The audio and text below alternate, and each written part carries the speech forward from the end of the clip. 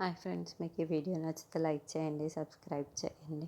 గగన్ ఇంట్లోకి ఎలాగైనా కట్నం డబ్బులు ఇవ్వాలి అని నిర్ణయం చేసుకుంటాడు.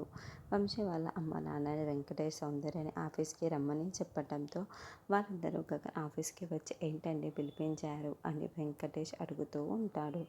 ఏమీ లేదు, ఎందుకో ఇవ్వాల్సిన డబ్బులు ఇవ్వాలి అనుకుంటున్నాను అని గగన్ చెప్పడంతో అవునా, అయితే ఇచ్చేయండి అని వాళ్ళిద్దరూ చాలా షాకింగ్గా సంతోషంగా ఒకరినొకరు చూసుకుంటూ అడుగుతూ ఉంటారు.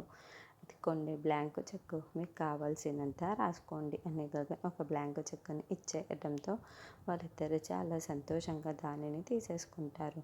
తర్వాత శరత్చంద్ర చాలా కోపంగా ఏంటి అపూర్వ, మన ఆఫీస్ అకౌంట్ నుంచి 2 కోట్లు మిస్ అవుతున్నాయి, లెక్కలు తేడా వస్తున్నాయి అని నిలదీస్తూ ఉంటాడు.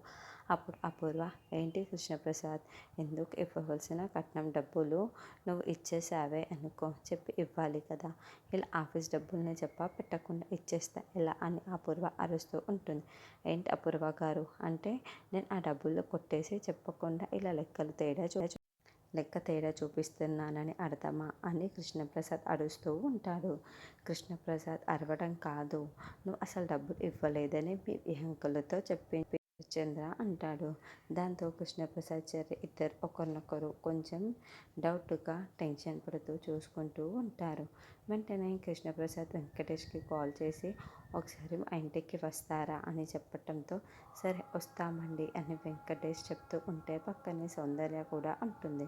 మరి కృష్ణప్రసాద్ చెర్రి గగన్ ప్లాన్ ప్రకారమే ఆ 2 కోట్లు మిస్ అయ్యేలా చేశారా, ఇక్కడ అపూర్వని ఇరికిస్తారా అన్న